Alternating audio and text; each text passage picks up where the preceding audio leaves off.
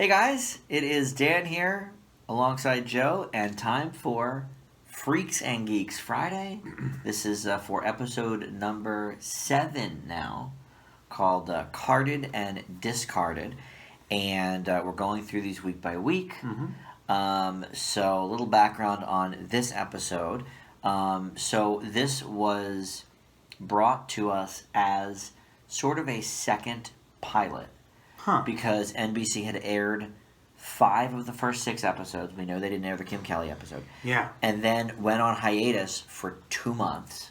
Oh. Came back in January of the following year with, I think, 5 in a row, or maybe 4 in a row, before they took it off for February sweeps. Brought it back again for, I think 2 more episodes. It up. But, so basically, there were 2 episodes that were already written, which was the last one we saw, I'm with the band, and then the next one that we're going to see, which is focusing on Lindsay's relationship with Nick. Okay. But Judd Apatow didn't want to launch back into the series with that episode, so he was like, you know what, let me write an episode that can sort of serve as a bridge episode between those two, where we basically kind of reintroduce the characters. You don't really have to know anything about anything if you tune this in. Okay. And so if you were thinking as you watched it that this is maybe a little more of a bland episode, or maybe a little more basic than some of the ones we've seen so far, is that what you were thinking? You know, those weren't the words that I was using, but it did seem a little more on the a little more pedestrian than some of it the... It seemed pretty simple. Less daring, let's say. Less daring, but... So that's why. A little more formulaic. Okay, a little more formulaic. Yeah. So that's why, because Apatow wanted to write an episode where we didn't need to know anything about these characters, and they essentially get reintroduced. That's fine, but I will say that this episode did have some things that I thought were fresh and surprising within it, but perhaps not the whole story structure. Yeah, I mean, look, the 2 basic plot lines, which you will talk about, yes, have been done many times over. Sure. I mean, particularly the first one. The main one, I guess. The carded part? Yeah, that's pretty basic. Yeah, I mean, carded part, they're... you'll go into the details, but it's basically they're trying to get fake IDs to go to a concert. And then the geek side of things is there's a new girl in school, she's hot, they fight over her. Yeah. Turns out she's not one of them. It's pretty very basic. Universal, very basic stuff. But universal as well. And but I'd still say it was very Freaks and Geeks-esque. Yeah, I mean, there's not like these characters were not going outside of their normal comfort zones. Like, these are the characters. They worked well within these storylines. Let's go back and see what they're doing in this situation. But it's fairly basic. Like, what's on Freaks and Geeks this week? It was like one of those... Yes. It's like we've established stuff. It felt a little more, expected. Like it was... Okay. Like, you know how most of the episodes we've talked about to this point have some element that's kind of revolutionary or experimental or more daring, dramatic, something. This one's just a little more like if you... I want to say it thus far because I guess I haven't said it yet. If I felt like there was a generic Freaks and Geeks episode, this would be the one. This might be it. Right. Okay. Well, and now you know why. So that was all by design. Which now that I know that makes me think, it's not so much by design to try and get viewers in the door that had not seen it yet. Okay. So with that in mind, let's talk about Carded and Discarded. Well, like we basically said, you pretty much summarized it, but the main plot is basically we're seeing Lindsay kind of go down the path more for the freaks because it wants acceptance and... And I'll tell you this. So in a deleted scene that would have been before the opening scene, which is the opening scene is they're in Rosso's office. He's giving him the story about, what are we going to do with our lives? I'm 18 by Alice Cooper. I'm cool. That was great. But there was a scene before that got deleted where they are deciding to cut class because there's a test that I think Lindsay and Kim are in the same class or whatever. Anyway, there's a test that they're like, we're going to ditch. Lindsay's like, oh yeah, we have a test, and Kim's like, yeah, that's why we're ditching. Oh, okay. And so Rosso catches them as they're on the way out. Well, that would have provided a little more context why we open up with them in the guidance count. Which, all right, I'm gonna. You know what? We're gonna break this down more because the thing is, as we'll see, it feels sort of by the numbers, Freaks and Geeks, but there are a lot of... Right, I was going to say, I will say something that was revolutionary towards the end. But, well, spoilers, that was my favorite part. I figured. That was amazing. So that's what I'm saying. When I say that, I'm like, there are certain scenes and skits and just elements that are just really good though. As basic and pedestrian of a general of a theme format as this is. It's still got a lot of like nuggets of just really goodness. Yeah. You know, so but yes, that opening scene with the guidance counselor, you know, is like one of my favorites. Love some Rosso. Just giving them the speech, what are we gonna do? You know. And then he's like, "Ooh, you're going through puberty," and then he breaks out with 18 Alice Cooper, which I was like, yes. Your favorite. I love that song. It's classic, very good. And just seeing him obviously try to do that to relate to the kids. Yep. And I love it's the great character moments that if you don't know them, like everybody's kind of like weirded out by this. Like he knows it. Yeah. It's acoustic. Well, we get it. Except but Nick's like, yeah, I like him. He's pretty cool. Like Nick loves it. Well, because think about it. He plays the guitar well. Listen, I mean, back in 1980, you know, teachers were stuffy, you know, counselors, and principals, everybody was stuffy. 70s and 80s, this is like heavy metal. It's bad. It's dangerous. Darkness. And here's your guidance counselor playing Alice Cooper, who's like, you know, pretty hardcore. So I mean, it would be like today, like your guidance counselor doing Cardi B or something. Like it would throw you off. It would just throw you off. So Nick, everybody else is like rolling their eyes at it. It's Nick's like, no, dude, this guy knows what he's doing. And they all come out of the guidance counselor's office. I never hated Alice Cooper. Seth Rogen and his bits. But then Nick's like, you know, he was pretty good. Like he was really, you know, crunching those chords. Some of those chords are kind of hard. Yeah. Like, you know, I appreciated that. So you get a little bit about their characters, but of course, little character moment. We're breaking it down. See, we're stretching. We always do. But the guidance counselor actually kind of gets Lindsay and says, you know, I am really worried about you. Like, I have to talk to them. I want to help them. But you're one of the good ones. Right. Even he has this, like, separation. Well, because, he can see that she has a lot more potential than they do. And I love that he cares. And he's like, oh, there's some Ivy League colleges, and if you're going down this route, maybe they won't want you. And she's we find out later in this episode something he must know already, but that Daniel has been held back twice. Yeah, that was an interesting twist. That was a little bit of a twist. That was actually about pretty halfway good twist. through. Yeah, that was a good one. And nobody knew it. Kim Kelly didn't know was even it. like, oh wow, like your fake ID says you're 18, but wait, you're not 18. Well, actually, you know. Yeah. So. Mr. Rosso obviously knows that. He's got Daniel's transcripts and everything. So definitely. But yeah, so he knows he's kind of a lost cause. But basically, she's kind of at that point, and he's got some great lines. It's like, you know, smart people that I went to college, like Einstein. Oh, yeah. It's like, or Frank, who the guy that pumps my gas, like, you know, you end up in jail. Like, what's gonna happen with if you have your baby? And she's like, whatever. So.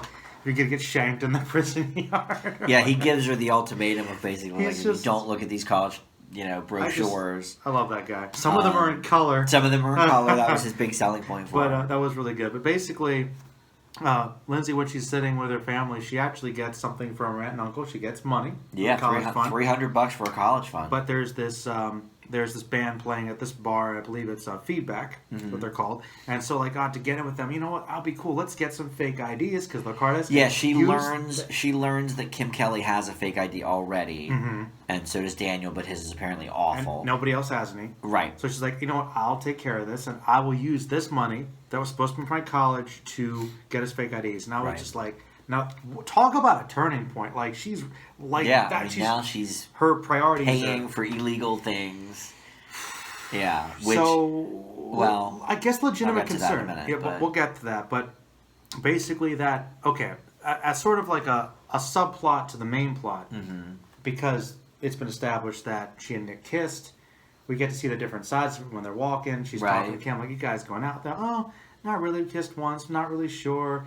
And, of course, the guys are like, you know, oh, you guys a thing now? Like, oh, we can understand. We don't define it. Yeah, Siegel's so like, we're not trying to label it. And I'm like, but he kind of clearly thinks more for sure there's something going on. Well, I think he wants there to be. So there's certainly, and also and so does she, but they're not really they sure don't really know what they're doing yet. Right. So there's something there, but they haven't defined it.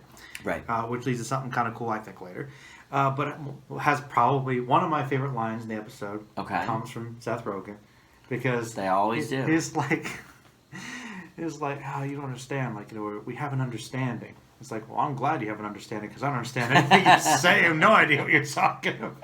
That was good. It's like, that was pretty good. So they go to this. Oh, well, okay. First, they go to, what's that actor's name? Is it? I'm not sure which one you mean. They go to Jason Daniel's Schwartzman? Jason Schwartzman. They go to his first contact in like the disco.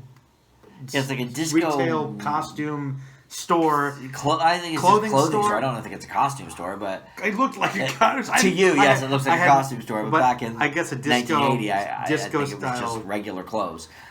Anyway, he's the guy to go to. But Jason Schwartzman. And do you know why he was in? First of all, this is the episode of the guest stars.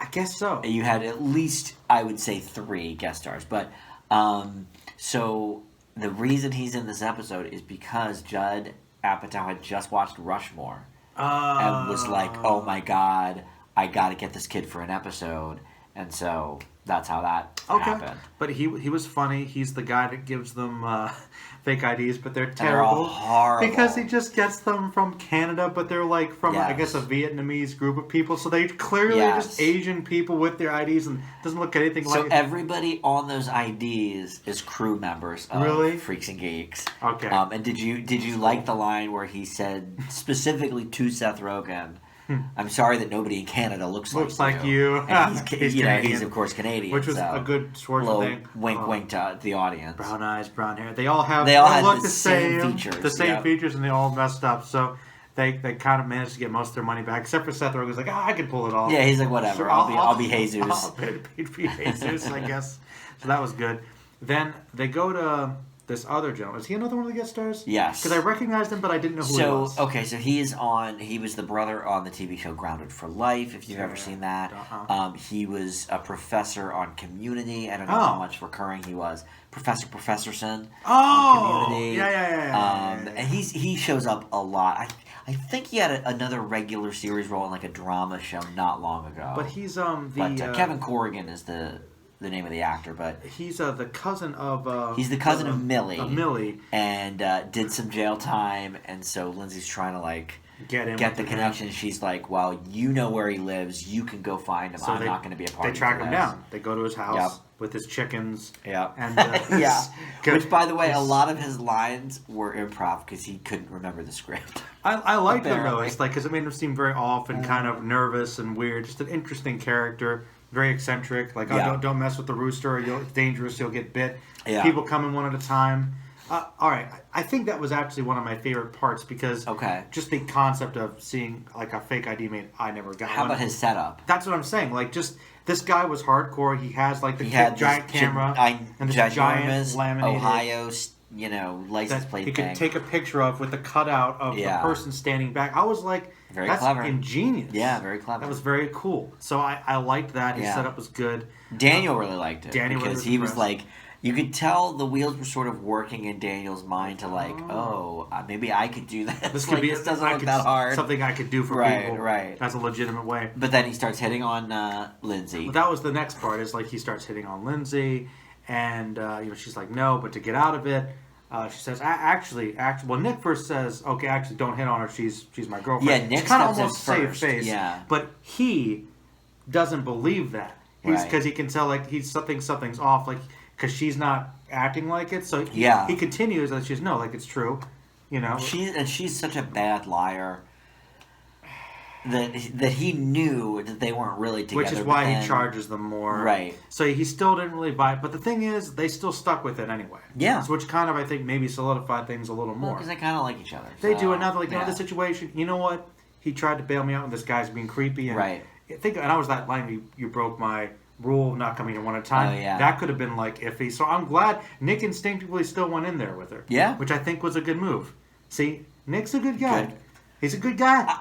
He's a good guy. I've always said that. I know, but he made the moves that one episode. I wasn't sure. But yeah. He was sad. He was a little drunk. He was a little drunk and sad, and he shouldn't have done it. And he apologized immediately. But he's a good guy. He's a good guy. He's a good guy. We know that. I like it. Jason Segel's a good guy. Yep. Best character? No. Okay. Maybe by the end. I mean, he's definitely among my favorites. But no, I wouldn't say he's the best character. Not for you. No. Okay. I know. Sometimes I think things could change. I don't know. Things could change. I don't know. But I think Nick's good. I like that move. So basically, of the Freaks, he's the best character. Oh, of the Freaks for sure. If we're not necessarily counting Lindsay because she's still Lindsay's straddling the line, kind of like she's her own thing. Obviously, she's the best character. She's the best character. She's the main character. Right. I know. I was being facetious, but I know sometimes the best character might not necessarily be your favorite, Dan. You're right. So that's why I asked. You're right. I know Kim Kelly's your favorite. Which is weird. I do love Kim Kelly. Sometimes she's not really in the episodes. I love Kim Kelly. No, my favorite is probably Sam. I mean, realistically. I don't know if we discussed that yet. But I think mine might be Bill. I know that. But which is surprising. But I love him. Neil. Nick is great. You think it'd be Neil. Yeah, but Bill's got the funny lines. Bill's got the best line. All right. Yeah. Anyway. Deadpan delivery. All right. So what happens at the end of the geek? The best Freaks, part. The best part of the episode happens where they finally get in.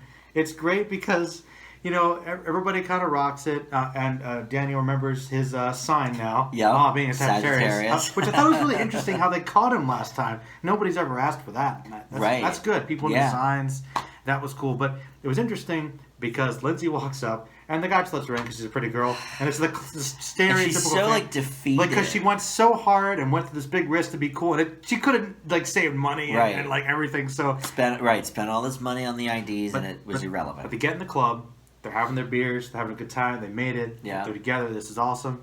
The band is led by Rosso. The guidance counselor. And they open up with 18. I'm 18. 18. And he's like, and I just want to say, and this is the part that got me. Okay, because they're in the dark, right? Right. Just I just want to say, there's some very special guests out there. Names them all. Yep. And it's like, oh yeah. And then the waitress tells the waitress to take those beers away. You can't give them beers. Just give them some nice pop. Yeah. Get some nice soda. And did you think that was a good twist that he was in the band? Oh, that was good. Yeah. That was really, and they bookended that story. It began with him, ends with him, and that was great. That was a great twist. I loved it. Yeah. I didn't see very good twist. That's why I'm like, that was smart. That was really good. That was awesome. And Nick was also still into it until he took the beers away. Yeah, then he didn't I almost he's like I was just getting to like him. But that was pretty awesome. I have to say. Everything about that. He got one over on them. But he was also standing by his ground, still being a good guy, but still proving he was kind of cool in his own way. Not kicking them out. No, he let them stay. He could have been like, get these guys out of here. You can see the show, you can eat, you can be out, you can be here, but you're just not drinking beer. So he didn't bust them for having fake IDs. He could have, and I don't think any of them realized that. Oh, he could have done a lot. But he could have really gotten them in some serious trouble. But he didn't. And I like that about him. But he was still I'm still watching out for you. Drink. No, no, and I like that. Yeah. So everything, guidance counselor also is still one of the. He's your favorite character of the recurring. He's my favorite side character for sure because he's so good. He's funny. He's a legitimate. He's a great figure, a mentor figure. I think he really is. I really like him a lot. I was glad he's in there more. But basically, that's the end of the Freaks, pretty much. Okay. That episode. So I guess we can get to the geeks, which is typically get to the geeks, or before we do that, we can talk about the family dynamic. Oh, actually, you're right. Because that sort of bridges both stories like usual. Okay, you're right. Because they both are trying to have plans on Friday night. I'm glad you brought that up because there is kind of almost a third story there. Actually. A little bit, yeah. I'd say that the dad gets to really shine in this episode. Yeah. We get some of his character. His big thing is he wants to be closer to his kids because they're grown up and he's mad about it. Yeah. And he wants to play this game called The Pit where they just pretend like they're stockbrokers on Wall Street arguing and trying to buy shares. Did I immediately buy this game on Amazon as the episode aired? Is it a thing? Oh, yeah. Oh, it's a real game. Yeah. Oh, it is? Oh, yeah. Oh, I thought it was this thing he was making up. No. It's a real game. It was created in 1904. So he would have played it as a kid. It made sense. Wow. And yeah, it's some kind of stockbroker game. Huh. There is a bell. You know how in the one scene she was hitting the bell? There's a bell that comes with the game, apparently. Wow. $13 on Amazon, I thought everybody. that was a joke. Nope. All right, well, they're It's playing. real, so I'm going to try it. We'll have to play You know this me. game for you. Well, You know? Okay. Well, that should be a side video. Maybe. How to play Pit? Yeah, maybe. How to play Pit? We'll Maybe. see. But anyway, basically that's his big thing. And obviously, Lindsay's trying to go out to the bar on Friday. Right. And Sam's trying to go with the girl we'll talk about with his friends the same night. So, but his wife is like, you can't force things on the kids. Right. If you love it, you let it go. They'll come back to us. Okay, I don't like this, but fine. Yeah, he finally agrees, even though very begrudgingly. Very begrudgingly. He wants to force them to stay, and they end up playing basically by themselves. Still trying to say, hey, come on, we're having a great time. And he's like, and then the moment what's one of my favorite lines of the episode? Well, one of the great laughs for me was when they leave, and she's like, "You want to keep playing? Oh, this game sucks with two people." Yeah. That's my favorite. So funny. But I'll tell you one thing that was really good. This game's terrible with only two people. Is that he gets so mad, so ornery. She's very calm, reasonable, and he's like, "Well, the kids aren't home. We can have some sex," and he's like, "Oh." Okay, he was much more excited about playing the game with his family than having sex with his wife. Yeah. Though she's very into it. There's something sweet about that, though. There is. I mean, he's obviously going with it after a point, but he legitimately... Right. He says okay, but that's not his number one. He would rather have had the kids there and played Bit. And I liked that. Yeah. That was a very heartwarming, nice thing. I appreciated that. So there's a good dynamic with the family. Yeah, just nice a third story there. Third story. I'm glad you mentioned that. Yeah. We probably would have talked about that later, but you're right. Definitely. I think this is the place to talk about it because it sort of is bridging the gap between the two stories. Then you got the Geeks, which is always always interesting. Usually my favorite. Yeah, although I don't know. The last 3 episodes have been very, very freak centric, and they've been very good. It's been more dramatic. Really, ever since the Kim Kelly episode. They were like, we're turning around. Which is interesting, because the first 3 episodes were very geek-centric. Right. So it's pretty balanced. Yeah. So the Geeks this time, there is a new girl. Is it Maureen? I think that's her name, I think Maureen. She's a girl from Florida. Beautiful. Pretty girl. And the whole geek crew is just fawning over a big crush. Yep. They're in love with her. And she sits down with them, and they start up a friendship. And... basically, they have that friendship, but there's this recurring threat of Vicky, the cheerleader. Yeah. See them talking. Who, by the way, I wouldn't count this as a guest star because she was just starting out. But did you recognize the cheerleader at all, Vicky? Like a lot of people in the show, she looked vaguely familiar. Okay. So, this would have been 20 years ago, I guess. But so her name is Joanna Garcia. I know that. Now it's Joanna Garcia Swisher because she married Nick Swisher, who is a person. Okay. But... you may know her as Ariel in Once Upon a Time. Oh. I know her in 4 one-season shows in the last 5 or 6 years that I really enjoyed. She was one in of those. The John Stamos show Grandfathered. She was in Kevin Probably Saves the World. She was in the Astronaut Wives Club. She shows up a lot in one-season shows. She's on something right now, I think, too. I can't think of what it is, but yeah. So she shows up. I know you have watched Once Upon a Time somewhat. A little. But you may have seen her in other things, too. She's been doing stuff since Are You Afraid of the Dark in the 90s. So, she's been a working actress ever since she was a I'm kid. sure if I looked up her filmography, I've seen her in something. But yeah, she looked familiar. I liked her little role in this. And she's in a few episodes of this. Oh, good. She's in, I think, 5 episodes total. So. I thought it was interesting because from their perception, this girl's talking to her and they think, if she gets in with the popular kids, she'll realize who the kids to be with her.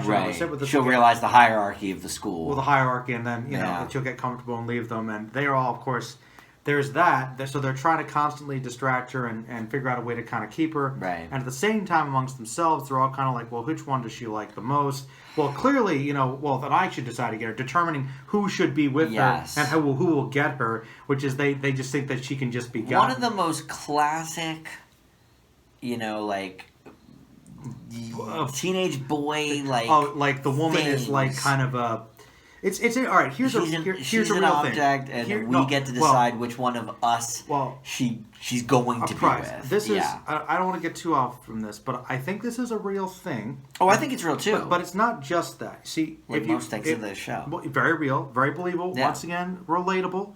Is that these boys, they are kind of objectifying her, but they're also sort of elevating her on a pedestal at the same time. Oh, yeah. Like, there's this dual contradictory thing. Right. Which makes sense, because they don't really know how to deal with girls. They're people. Well, right. Like, she's an object, but she's also an angel. Anybody. Because they're socially awkward parents. Right. It's fine. Well, they're kids. And they're kids. They're 14, 15. So, like, it's fine. But it's a very real thing, and it's kind of sweet. But they're who's gonna? Obviously, one of them. Right, she likes them all, of course. She's clearly expressed that. In their mind. But which one does she like the most? Well, and so they draw. Was it paper? Their names or something? Yeah. I would have had. They have some great little conversations. And Bill spit on his to make it easier to find. Which Bill wins. So Bill is gonna get her and tries to talk to her, and just horrible. Just can't do it because he's too afraid. But Bill's great. Bill's still great in this. Fine. Bill's fine in this. Yeah. Gets a pretty good line we'll talk about, I think. But but basically we'll talk about the return of what's his face? Ben Foster as the retarded kid. Eli. Yes, Eli. That's how they distract her every couple times. They talk about the Three's Company. Mm-hmm. Like, oh, Vicky said that the Three's Company was not funny. Oh no! And then he goes in there and kind of gets her away. So that's that. You bring Eli. I liked Eli. Yeah. Eli. I was glad Eli was back. Yeah. This is only the only other time he appears. He's only in 2 episodes. Well, I was glad he came back. Yeah. It worked well for this. So he was kind of their way to distract her. And it's sort of, we'll talk about a couple things. There are a couple scenes I want to talk about this, of course. But for plot synopsis purposes, basically, they decide, okay, they get advice from the Sage guy. Like, we love him. What's the best thing to do, like, to compete with that party she's going to on the weekend? Well, got to take her out to the restaurant for the all-you-can-eat thing on Friday. Yeah. And they're like, oh, yeah, well, of course, that's obvious to me. The wisdom of the Zen wisdom of the guru. Love that guy. Guest star 3 is their waiter at the David Koechner. David Koechner, yeah. Classic Anchorman. Office. Todd Packer on The Office. Bless This Mess. He's in so many shows and movies. Like, why can't you just give us all this food? Like, what do you think I am? Just like a millionaire? I make the rules. Are you? Bill totally believes. Classic. But yeah, he was a great guest star. Makes him tip 20%. Tip 20, but 10 is standard. No, 15 is standard. Like, tell you what, I go, oh man. See, there's some good a lot of good little dialogue exchanges. And after this, they have a great time. Yep. And she has a good time. She changes the specials to like pan-fried butt. Fried butt. Yeah. Fried butt. How could we not love her? You know, cute. Yeah. The day comes. You get to sit with us at the lunch table. Vicky invites them again. Can I sit with them? Oh, okay. Yeah, that's fine. Knowing she's gone, I guess. Right. But in an interesting little note, she does invite them to sit with them, but they're comfortable where they are. Yeah, I want to talk about that. That's a good line. I really like that. I want to talk about that. That was a very important line because it wasn't like she was totally blowing them off. I think that's own little we can talk about that. Basically, it ends with them, Eli coming and sitting with them, and they let him sit with them at night. In my favorite ending to an episode yet. I was satisfied with that ending. No, this is a great ending. This was a really good ending. And both stories have great endings. They both do. The doctor, or not doctor, Mr. Rosso, should be seeing them and doing the whole ending. give them soda thing, great ending. But letting them stay. Great ending for the Freaks. And then great ending here for the Geeks with Eli sitting down with them and talking about Three's Company. These stories both resolve so satisfyingly. Yeah. They really... Should it have been the last episode? Is that what you're saying? I mean, in a weird way. It would not have been a bad way at all. No. Thematically. It was made very... sense. If you were going to end it on a light beat and you thought you had more seasons, yeah. Sure. Yeah. Sure. Actually, yes. Okay. It would have been a fine way to end the season. Yeah. Yes. Yeah. I really... And yes, just the way they wrapped up on the table together, a nice little fade to black. Yep. I was like, talking wow. about Three's Company. And Three's Company. We see it last night, I remember. What was nice about that exchange at the end with Eli was... It's really nice. That, it was very nice, of course. But Sam seemed genuinely interested in the conversation. Yes. When Eli was like talking about Three's Company, he was like, I didn't see it. What happened? And he starts laughing. And I think, I guess we could talk about that. Here we go. We can, hold. I guess it has to do with the whole conversation we're going to have about. We're going to have a lot that end because I got a couple things to talk about this whole part. I'll save it. But anyway, that's what happens. That's the plot. A short episode. That's the plot of the geek part. Short. But basically, I'm sure you'll feed into that. But I like you bringing that up too, because you're right. They're interested. They're all happy he's there. They're not just like, oh, he's weird, he's sitting next to it. They invite him. They're happy to have him. Right. They were, and it's not like we don't get to want to offend eat him with her, but we have to eat with Eli. It's like they took it kind of well, actually. Well, and I have some opinions about that. Okay. Would you like to hear them?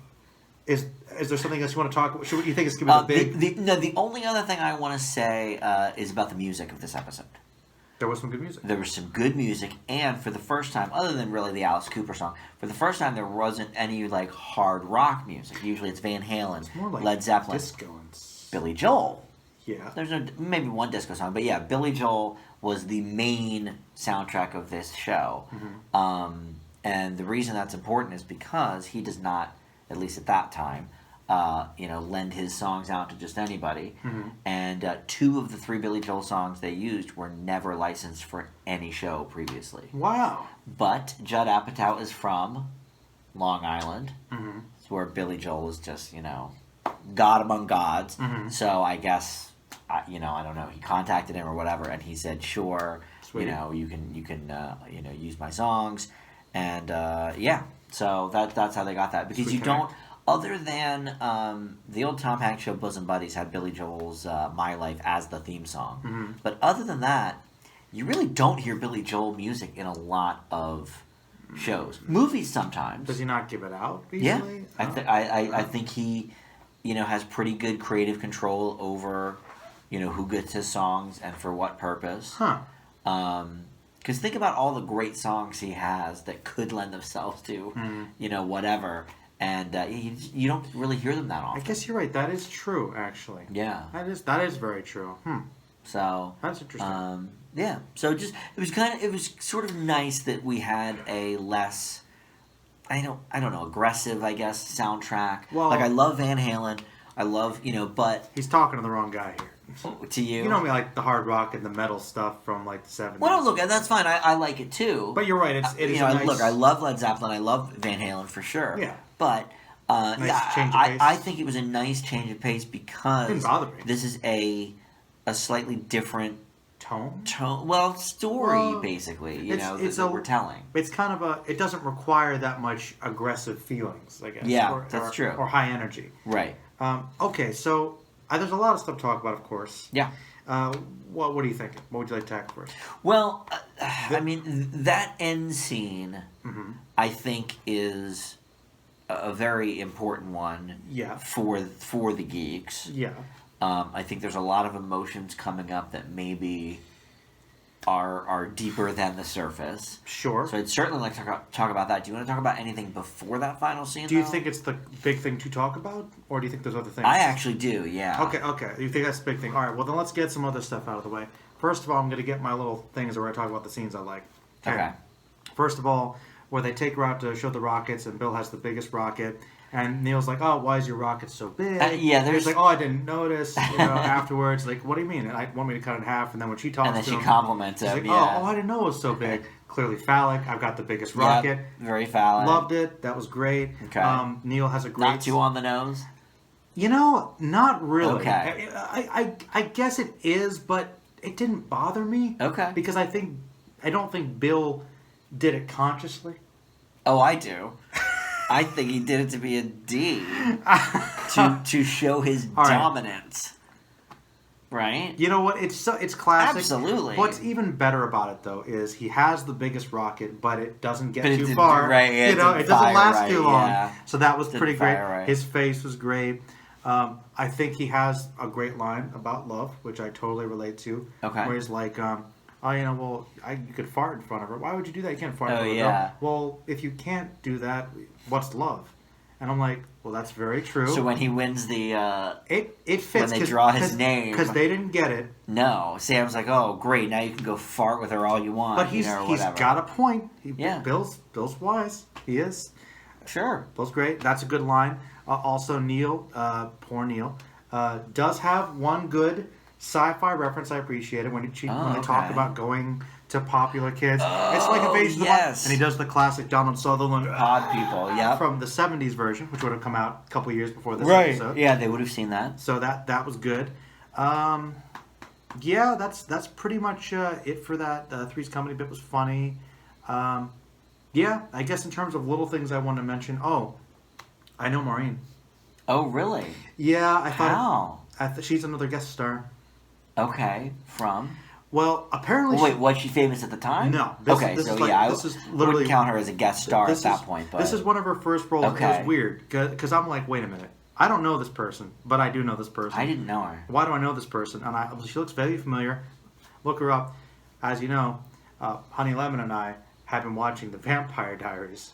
Oh, she's a big Vampire Diaries person. She was how'd she forget the character's name? But she was the sister. I wouldn't know that. I wouldn't have either at one point. She is Matt's sister. She's a main character in the first season of Vampire Diaries and recurring throughout the show and a guest sometimes. Wow. And what's funny about it, and I want to tell Shannon about this at some point, but in the Vampire Diaries, her acting range is okay, but the thing about is this: she's playing essentially the same age character 10 years later. Is that right? Like here she's like 16, 17, 18. She's about the right age. Yeah.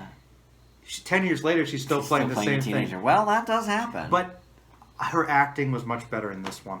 Oh, really? Okay. I don't know if that's writing or direction. I was going to say, no offense to Vampire Diaries. Vampire Diaries, my guess would be it's the writing. Vampire Diaries is very cheesy, and not everybody's bad in it. But she was one of my least favorite characters in that season. Look, so to see her in this episode, I really liked this actress and this character in the episode. Interesting.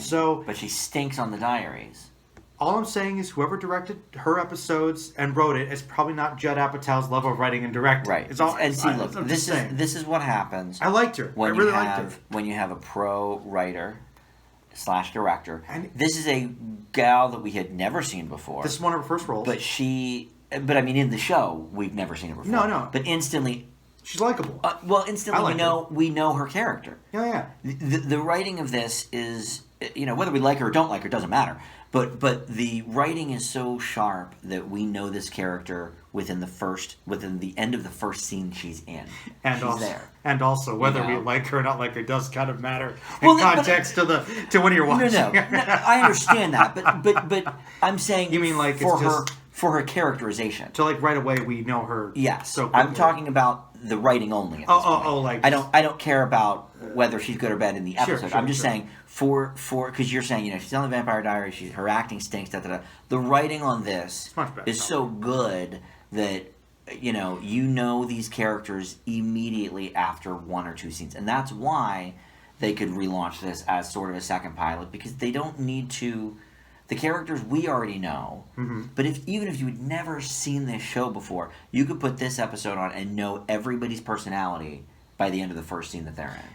And that's also acting too. You got it's acting for sure. It's one of those great chops. You got that combination. Yeah. You're right. Within like for I think a great example is when they're leaving the guidance counselor's office at the beginning. The opening scene. Yeah. The opening scene when the guidance counselor talks to each of them with each their lines, delivery, you know them. Right. You know what they're about. You know basically what they're like. That's so good. Whether they're in the guidance counselor's office or on the part where they're coming out and everyone sort of has a line like a reaction about to what the just situation. happened. Yeah, you're right. Absolutely. And that's great writing, acting, directing. It's But I agree. The acting, yes, the acting of course is top notch here as well. Nobody would deny that. I don't think it's gonna be 42 days. I know. I guessed 42 minutes, but all right. So okay. All right. Before we talk, I'm sorry. I feel like I wanted you to say all the things you. I just don't want to. To the end. Don't want to forget anything. Jason Schwartzman's great. Nick and Lindsay. I think I guess we talked about that a bit with their relationship, kind of moving forward, sort of. Okay. Yeah. I think we talked about everything with that. Covered that. The next episode is all about their relationship, so I think we'll get to talk that at length with that. No, I think you're right. I think we can talk about that final scene. And I guess their whole thing. I guess their whole plot. The whole thing they went through. Okay. Culminating in that scene. Okay. Well, I will say this. This is something I finally noticed in this episode, and I'm going to tell you about it. It's a production thing that you can now notice as we move forward. But so the setup of the set. Okay. Because they're not in a real school, they're in a set. Sure. And so the set has the hallways as a T. So there's big hallway this way and a hallway coming down. Okay. And so every hallway scene ever in this show is shot in these tight little spaces.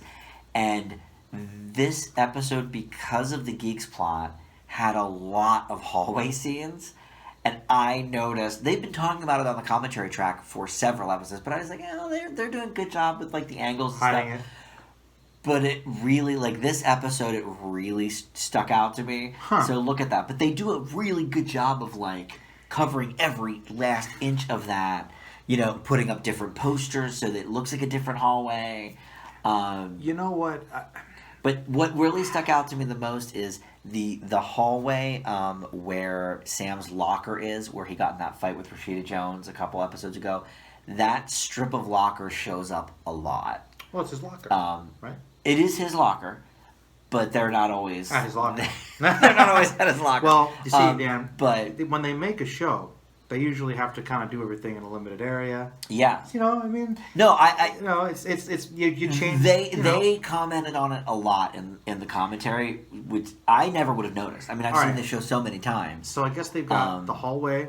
Mm-hmm. They've usually probably got a classroom. They got the parents' house. Mm-hmm.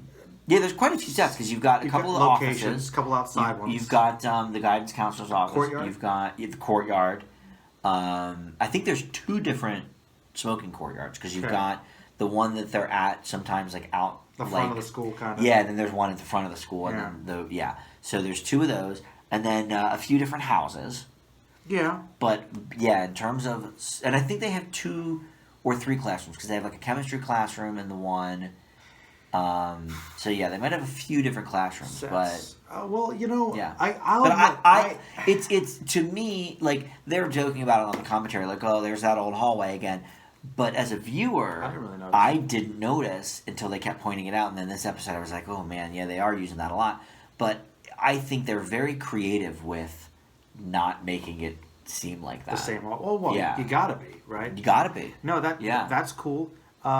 So I guess what you're saying is it's really great production, but not quite as good as the guys that tried to like relight it like they did last episode for that house. Oh, that was another solid level. Yeah, that was great. But no, that's cool. Playing with your set to try and make it look like a different look. That's classic. Yeah.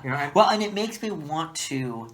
It makes me want to look at other like high school sitcoms to see, like Saved by the Bell, for example. How hard do They're try? Probably in the same. You can probably tell they're in the same. I mean, I have one picture in my mind of the Saved by the Bell hallway. A lot of sitcoms like Saved by the Bell, I mean, usually the easy thing about that is it's the same area every episode. They could be in the same classrooms. They don't have to change anything. Yeah, I guess that's true. Yeah. But yeah, I think they have been very creative with their different angles and like taking down posters and putting up different posters to make it look like a completely different hallway. Yeah. So yeah, but just something to look for next couple episodes. All right. Just try and notice like, oh yeah, I think that's that same hallway. But they do a good job with it. Is my point. Yes. So that last scene. Dan hates. No, not at all. Contrary. No, I think it says a lot about specifically Sam's character, but all the geeks, because that whole thing. Now, why do you think they say no to her offer to come join her at the other table? Them? Yeah, because you said in your synopsis that they were happy where they were. I mean, well, they know their place. Do you think it's any more than that?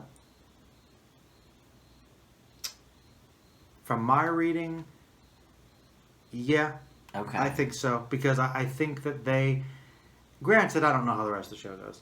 But I would say from this episode, it seems to me like they felt... They all... Throughout this episode, they expressed they don't know why she's talking to them. Right. They don't know any better. They're waiting for that other shoe to drop. They're waiting. They never thought she was in their league anyway. This was a lucky thing. So they were like that. Now, they just don't... They think that once she's kind of hooked in with the popular crowd, she'll be popular. Yeah. She will never associate with them. Yes. They're so committed to that which way is of pretty thinking. typical. I think that's what happens. Realistic. Yeah. And I'll add some more insight to that later. But my reading of the characters, yes. That's what I think. Yeah, that's what I think. I think that they are...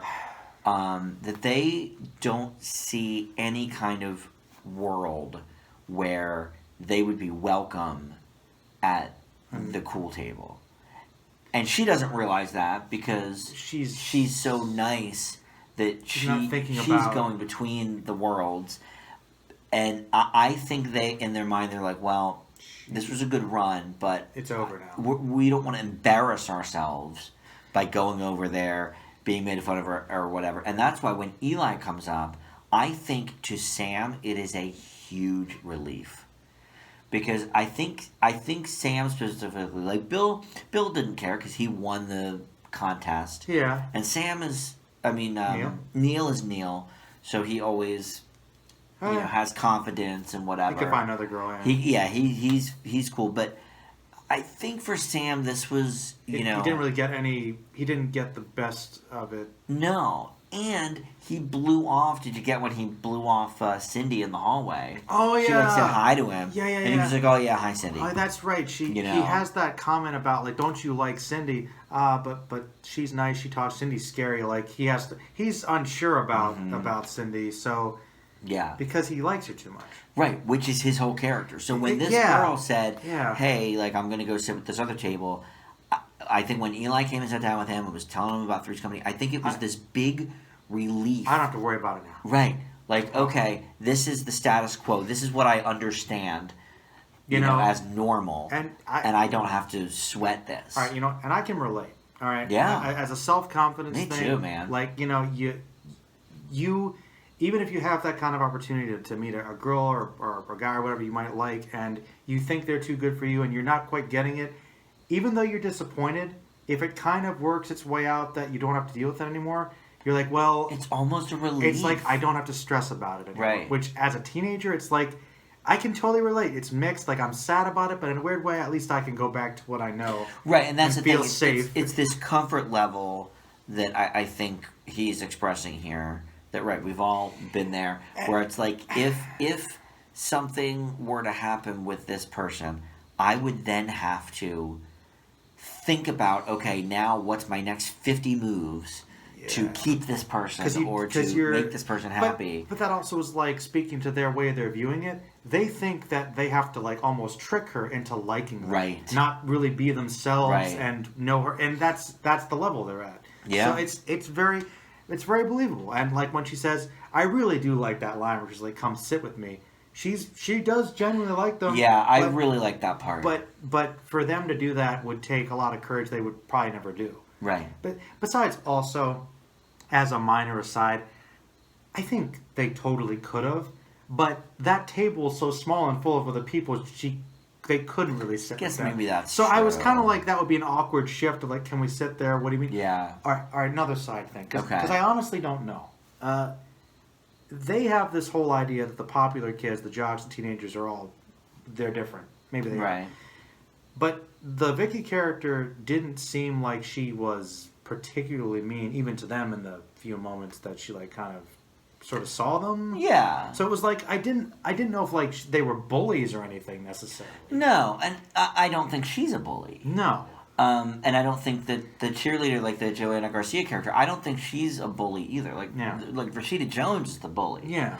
But look, when I was in school, I was definitely like if there were, geeks. I was in the, I was. Yeah, I was one of the. I don't know. More outgoing ones, I was more of the. Yeah, I was very outgoing. Like I was, whatever. Everybody, knew who I was. Whatever. Well, I was the gay kid, but there were two different types of popular girls. Okay. There were popular girls that were just bitches and bullies. But I would say the vast majority, at least from my experience, the popular girls were mostly just nice. Based upon my assessment as yes. Right? Like maybe they wouldn't it's not like they would have ever hung out with me or my friends, but it's like But they were all nice. For the most part. Most of the girls I knew that were popular were nice to me. Yeah. Actually. Nice to me as well. And because I think there's a certain portion. Now, obviously, I am guessing because I've never been the popular kid in high school anyway. Neither have I. But I mean, I think there's a hierarchy kind of thing where it's like once a girl specifically, I think over guys gets, so popular that she's everybody knows her, everybody likes her, whatever. She just, I don't think, needs to be a bully. She doesn't need to put a front up. She just can be nice because she's like, well, I don't have to try to be something I'm not. Like, I can just be friendly to everybody. I mean, I guess everybody tries to kind of fit in, and people like to get into categories. But you're right. Some people are a bit meaner anyway because probably they're insecure about something. Yes. But not all popular girls are. But all right, this is a theory. This is okay. Because based upon my experiences and yours, would you say that typically the more popular, I guess, of a person, the less mean they are? Generally, or is that because look at something like, I guess, Mean Girls? It's one of your favorite movies. They're like the popular ones, but they're horrible. I just watched a Q&A about Mean Girls today. So obviously that's a bit of a little bit of exaggeration, but it's based on very real ideas. Yes, but look at all of those girls in Mean Girls. They have the burn book. They are very insecure. That's why they're mean. That's why they're bullies. Whereas, my experience with popular girls was more akin to the gals in this episode. Yeah. And I would say, look, everybody's insecure about something. Sure, yeah. But, human beings, yeah. I think when you get to a certain point of success or popularity and it's kind of like, well, why would I be mean to these people just for no reason? Like, that doesn't, I wasn't doing anything to them, and I also, nobody in my group was like trying to date them because we knew that wasn't going to happen. You know what I mean? So it was like we weren't threatening. So I don't know. Interesting. I think that's why it's more specific to girls than guys. Because I think girls have a little bit of a chip on their shoulder sometimes if they think, oh, well, these people are always trying to hit on me, or these people, It's true. I don't know. Like, I think you get to a point where either, like, you are steadily dating somebody so people aren't approaching you, or like, why would you be mean to the geeks? Because it's like, who cares? They're not trying to date you. Like, what are they, they don't care. Yeah. Because you're out of their league. Yeah. Whereas guys, I think it's more cool to be tough and like talk crap on people and punch people, like, and whatever, start toxic fights. Toxic masculinity ideas. Yeah, toxic masculinity. So so that was my experience. So yeah, I don't think the cheerleader necessarily would have been mean to them if they did come sit down. I didn't get that impression. But they don't think so. Still, they don't. Yeah, they don't think so. And you're right. There was not a lot of room there at that table. Just as an aside, but, I would have loved to see them do it. But can we merge our tables? And that would have been a great subversion. You know what? We will come sit with you. We'll sit next to the jocks or the cheerleaders, and maybe they won't care because, you know what? Sometimes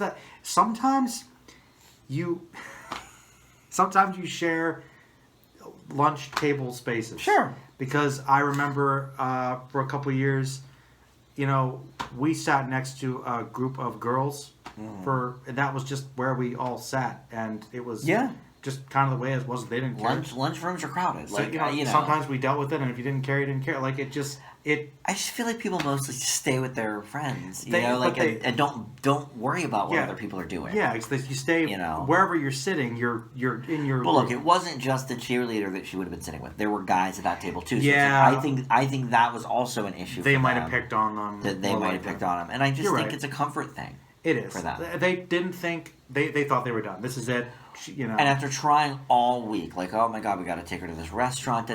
Eli coming over and talking about Three's Company is the most normal thing that happened to them this whole week. This pretty girl comes in our lives. We don't know how to deal with it. We can just go back to being geeks, and we don't have to worry about girls ever again. Right. So what a relief. That's why I like that scene a lot. It's a beautiful scene. It's a great, very, very believable moment. I can 100% relate to it. Yeah, 100%. I would say so. Yeah. Okay, so you said this was not going to be our longest video. I agree. But let's cut it. Let's grade this thing. Okay. But we have to grade things. We do have to grade it, except for Kim Kelly or whatever it was. I made you grade the Kim Kelly episode. Which one's the one we didn't grade? We didn't grade it because we forgot. Because I graded it in the description. Yeah, we talked way too long about that. Great movie. Great episode. Movie.